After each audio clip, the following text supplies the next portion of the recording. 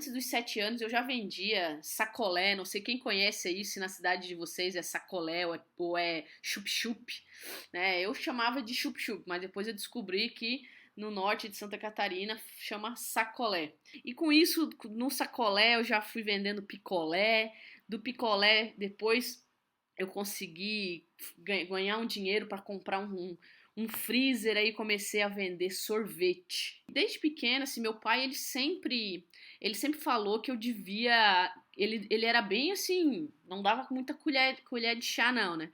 Falava o seguinte, ó, tem que pagar, tu acha que não vai pagar luz? Não, tem que pagar luz, se você tá gastando aqui a luz para colocar os teus chup-chup, quer colocar sorvete? Tem dinheiro para comprar o freezer, sabe? Então, é legal porque isso meu pai já meio que não passou a mão na minha cabeça. Ele, imagina, eu lá com 7, 8 anos e tendo que saber que não era só vender, eu tinha que saber se tinha dinheiro para pagar as contas. Senão era muito bonito, né? A gente só ir lá, vender, botar o dinheiro no bolso e não ter que pagar fornecedor.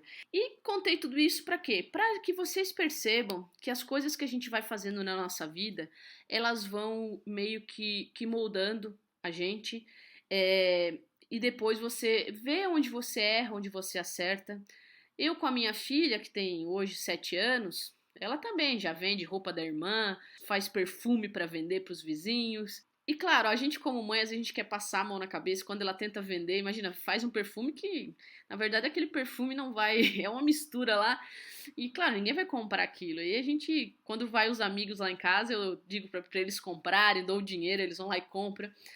Talvez nessa hora eu tô errando como mãe, né? Não tô fazendo do jeito que o meu pai fez e do jeito certo. Mas aí a gente lembra que a gente é empreendedora, que a gente é empresário e tem que cuidar com os preços, os custos que você tem na sua empresa. E a formação de preço é essencial. E eu quero perguntar aqui para você, quem aqui tem na ponta do lápis ou da planilha o quanto o seu negócio efetivamente, qual é a sua margem de lucro líquida, sua margem de lucro líquida no seu produto. Quem aqui tem certinho quanto o seu produto hoje dá de lucro líquido? Audio Jungle. Audio Jungle. Se você não souber formar o produto, não souber formar o preço do seu produto ou do seu serviço, aí você está jogando dinheiro fora. E aí é o sucesso da sua empresa, porque você às vezes acha que você tem lá produtos que são lucrativos e você não tem. Porque para você formar o preço do seu produto, você tem que saber o custo da sua matéria-prima, tá? É importante você saber. E aqui já começa algum erro. Por exemplo, ela compra lá a roupa, ela comprou lá uma camiseta. Ela comprou uma camiseta por R$ 20. Então esse é o custo do produto para revenda. Não é, no caso aqui, a matéria-prima, mas é o custo para revenda dessa matéria-prima. Só que ela não tem só que considerar, ela comprou a camiseta por R$ 20. Ela tem que considerar mais o quê? Ela entrega sacola para o cliente quando o cliente vem comprar.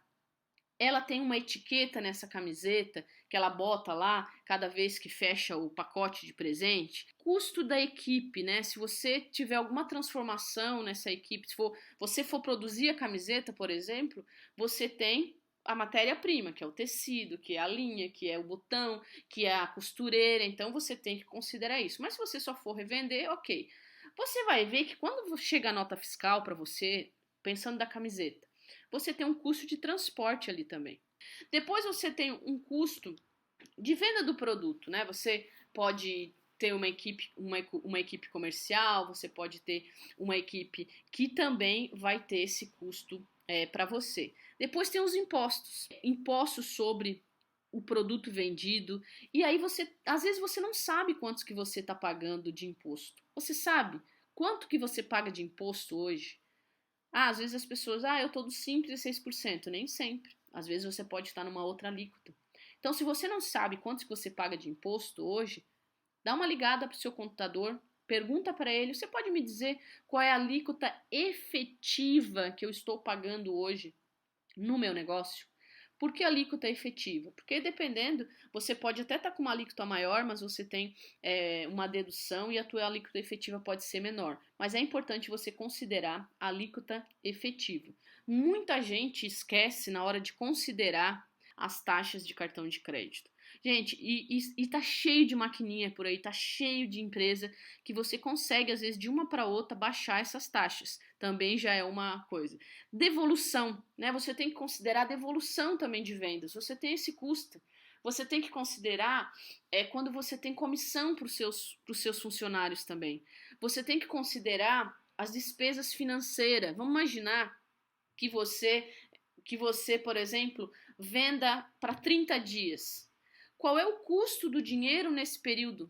Qual é o custo que, às vezes, para que você arrume o seu fluxo de caixa, você às vezes precisa de dinheiro emprestado, precisa pegar dinheiro no banco para cobrir essa compra? Porque, olha só, às vezes você compra em 15 dias e vende para 30 dias. Erro assim, enorme. É igual o exemplo que eu falei esses dias, que foi de salão de beleza, né? Você paga o profissional com 15 dias, ou às vezes semanal, muitos salão pagam semanal, mas vende no cartão de crédito para 30 dias. Então, você está perdendo esse time aí, você precisa ajustar também. Então, você tem que considerar isso e estruturar de forma que você saiba quanto você tem de lucro líquido. E eu sugiro que vocês não trabalhem com menos do que 10% para um comércio, não trabalhe com menos de 10% de lucro líquido. Então, assim, se você quer ter 10% de lucro no seu negócio, e aí você vai fazer a formação do preço, e você tem lá, num produto seu, quando você coloca no simulador de lucro, por exemplo, esse produto seu está dando 5% de lucro, ou às vezes, quando você não considera, às vezes, taxa de cartão, comissão, que é coisa que muita gente esquece, ou você, às vezes, acredita que a sua despesa administrativa é X, porque você nem fez a conta, o que vai acontecer? Vamos lá, no macro você quer ter 10% de lucro, mas na hora que você vai vender um produto, você está tendo somente lá 5% ou 4%. Você acha que você vai ter os 10% que você está desejando no seu negócio de lucro? Claro que você não vai ter. Ah, doutora Kelly, mas o meu vizinho vende mais barato que o meu. Ok, se você for ficar olhando para o vizinho, você tem que pensar o seguinte: qual é a estrutura de custos que o seu vizinho tem e qual é a estrutura de custos que você tem? Qual é a estrutura de despesa que o seu vizinho tem? Qual é a estrutura de despesa que você tem? Olha só, você tem que formar o preço considerando que você tem toda a estrutura legalizada, tudo dentro da legalidade, ou seja, tem imposto, considera o imposto, tá? Recebeu, emite nota fiscal. Você tem que pensar em relação a isso. Beijão para vocês, coraçãozinho para todos e até a próxima.